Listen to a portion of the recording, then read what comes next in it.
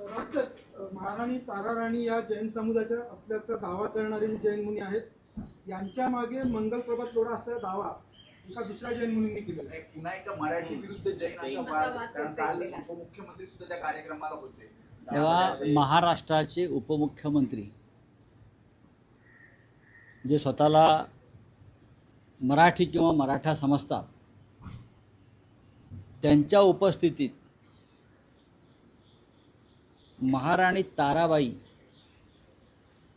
यांचा वंश आणि कुळ बदलण्याचा प्रयत्न झाला आणि राज्याचे उपमुख्यमंत्री शिंदे यांनी त्याच्यावर साधा निषेध केला नाही. महाराणी ताराराणी या जैन असल्याचा साक्षात्कार काही जैन मुनींना झाला. त्यांना असं का वाटलं मला माहीत नाही, कारण त्यांच्याकडे बहुतेक काही शूर पुरुष वगैरे किंवा शूर वीरांगना नसल्यामुळे त्यांना असं वाटलं असेल. महाराणी ताराराणी या छत्रपती शिवाजी महाराज यांचे धाकटे पुत्र राजाराम महाराजांच्या पत्नी. महाराणी ताराराणी ह्या हंबीरराव मोहित्यांच्या कन्या. सरसेनापती हंबीरराव मोहिते. हंबीरराव मोहिते हे शिवाजी महाराजांचे सरसेनापती होते, त्यांची ही कन्या. आणि या ताराराणीनं औरंगजेबाशी प्रचंड मोठी झुंज दिली. म्हणजे हंबीरराव मोहिते जैन होते का काय? हिंदू मराठा कुळात ताराराणीचा जन्म झाला आणि त्या शास्त्र धर्माला जागून त्यांनी हातात तलवार घेतली आपल्या राज्यासाठी आणि धर्मासाठी. पण आता संपूर्ण महाराष्ट्राचं एक प्रकारे वेगळ्या पद्धतीनं धर्मांतर करण्याचा प्रयत्न फडणवीस, शिंदे आणि सुनेत्रा पवारांच्या राजवटीत सुरू झालेला दिसतो. धर्मांतर विरोधी कायदा आणलेला ना आपण महाराष्ट्रात. म्हणजे ते गुलाम आहे. तुम्हाला धर्मांतर करता येणार नाही. तुम्ही आमच्या ताराराणीचं जबरदस्तीने धर्मांतर करताय. याच्यावर ॲक्शन व्हायला पाहिजे मुख्यमंत्र्याकडून, डेप्युटी CM कडून. तुम्ही आमच्या हंबीरराव मोहितेच्या कन्येचं, सरसेनापती हंबीरराव मोहित्यांच्या कन्येचं, ताराराणीचं, छत्रपती राजारावाच्या पत्नीचं, झुंजार वीरांगना ताराराणीचं धर्मांतर करण्याचा अशा प्रकारे अधिकार तुम्हाला कोणी दिला? याच्या मागे काय षडयंत्र आहे? तुम्ही मुंबई आणि पुण्यासारखी शहरं जैन संस्कृतीच्या अंमलाखाली आणलेली आहेत. सर्वत्र जैन फूड, जैन अमुक, आता जैन हवा, जैन पाणी, जैन माती, हे होऊ शकतं या महाराष्ट्रामध्ये. पण तुम्ही आमचे राजे महाराजे, सेनापती, महाराणी यांनाही तुम्ही परस्पर जैन ठरवायला लागलात. म्हणजे तुमची ही विचारधारा आणि विकृती कोणत्या थराला गेलेली आहे? कुठे गेले आता सगळ्या मराठा संघटना? कुठे गेले ते मराठा अस्मितेचे आमचे सगळे सहकारी? ताराराणीविषयी जर अशा प्रकारची वक्तव्य धर्मांतर दाखवणारी होत असतील तर नुसता निषेध करून चालणार नाही. सगळ्यात आधी निषेध हा एकनाथ शिंदे यांचा व्हायला पाहिजे. ते तिकडे उपस्थित होते आणि त्यांनी तिथे साधा बरोबर काढला नाही. कदाचित त्यांना ताराराणी माहीत नसावा. त्यांनी ताराबेन ऐकला असेल. त्यांनी कदाचित ताराबेन ऐकला असेल. पण त्या ताराराणी आहेत महाराणी. शिंदेजी त्या महाराणी ताराराणी आहेत, लक्षात घ्या. हंबीरराव मोहित्यांची कन्या आहे ती. शूर हंबीरराव मोहिते आणि शूरवीर आणि राष्ट्र संरक्षक हे फक्त महाराष्ट्राच्या मातीतच जन्माला आले. आणि ती सगळी अस्सल मराठी माणसं आणि मराठी वीरांगना होत्या. बोला. राव साहेब, या प्रकरणामध्ये सरकारनं तातडीनं जैन धर्मगुरू नयन पद्मसागर महाराज यांच्या विरोधात गुन्हा नोंदवला पाहिजे. का फडणवीसांना वाटत नाही की या तारा राणी संदर्भात अपमान झालाय म्हणून? मी कशाला सांगायला, त्यांना काय वाटतंय? आम्ही का सांगायला पाहिजे? एकनाथ शिंदेना का वाटत नाही? सुनेत्राताई पवारांना का वाटत नाही? आमच्या मनोज जरांगे पाटलांना का वाटत नाही?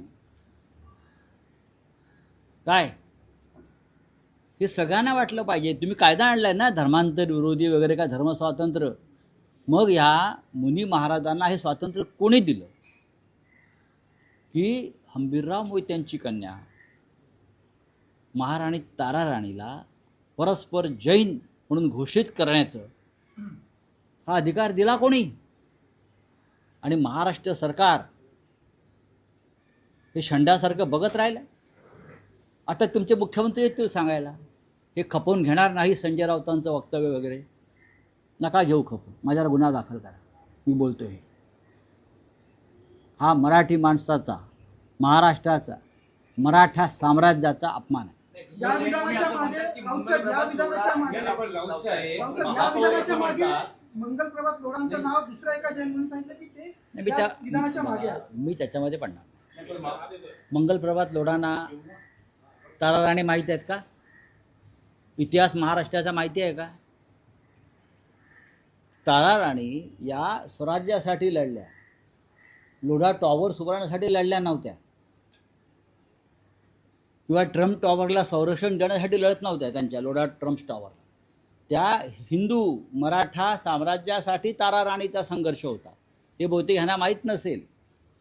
बोला पुढे काय झालं, काय सांगलं? पण महापौर म्हणतात की त्यांच्या औषधामुळे माझा घशाचा आजार बरा. कोणाच्या औषधामुळे? धर्मगुरूंच्या असं आहे की खराच्या औषधामुळे सुद्धा अनेकांना बरं वाटतं.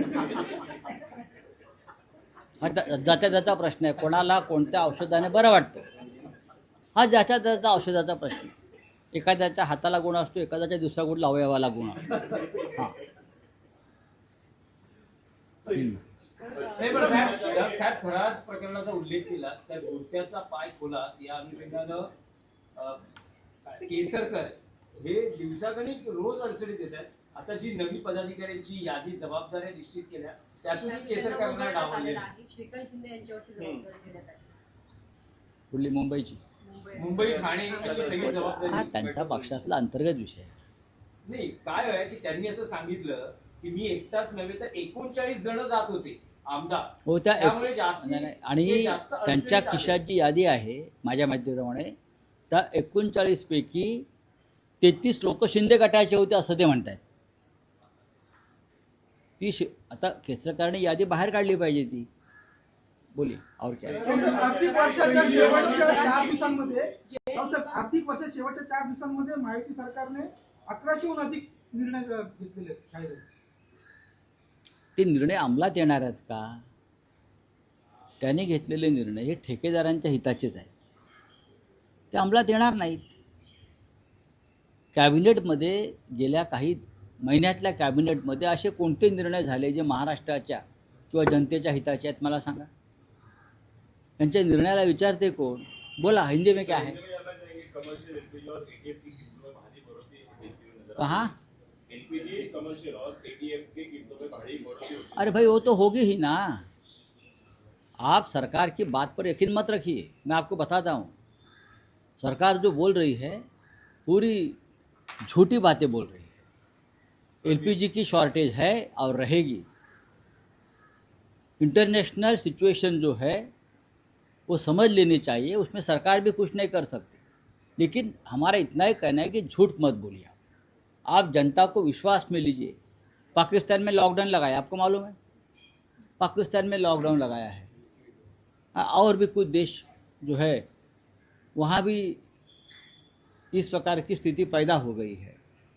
अगर देश में ये नौबत आती है तो जनता को पहले से अवगत करना चाहिए, विश्वास में लेना चाहिए.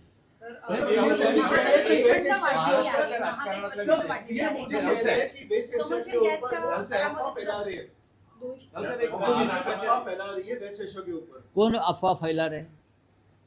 हम कौन? विपक्ष। अगर हम अफवाह फैला रहे हैं तो मोदी जी केरल में जाकर जनता को ये क्यों बोल रहे हैं हम आपको 2-2 सिलेंडर देंगे? हम आपको 2-2 सिलेंडर देंगे। क्यों? क्योंकि डर वहाँ भी है ना केरल में कि सिलेंडर नहीं मिलने वाला है। तो ये चुनाव का मुद्दा हो सकता है क्या हम 2-2 सिलेंडर देंगे? मोदी जी अफवाह की फैक्ट्री के चेयरमैन हैं। मोदी जी चुप बैठिए। चलिए, रावसाहेब, एक महाराष्ट्राच्या राजकारणातला प्रश्न आहे की राष्ट्रवादी काँग्रेसच्या घटनेमध्ये काही बदल आपल्या पक्षप्रमुखांच्या संमतीविनाच झाले असल्याचं म्हटलं जात आहे. काही सेल्स वगळण्यात आलेले आहेत आणि यामुळे राष्ट्रवादी काँग्रेसमध्ये थोडी अस्वस्थता आहे. बघा, मी माननीय शरद पवार यांच्या पक्षालाच राष्ट्रवादी काँग्रेस अजूनही मानतो आणि मी आजही उद्धव ठाकरे यांच्या नेतृत्वाखालील शिवसेनेला शिवसेना मानतो. सुनेत्रा पवार किंवा एकनाथ शिंदे यांचे जे पक्ष आहेत हे मूळ पक्ष नाही आहेत, हे अमित शहाने निर्माण केलेले पक्ष आहेत. त्याच्यामुळे त्यांना जे काय त्या गटातटात करायचं आहे ते करू शकतात. ठीक आहे, चला. सर, आज से जनगणना शुरू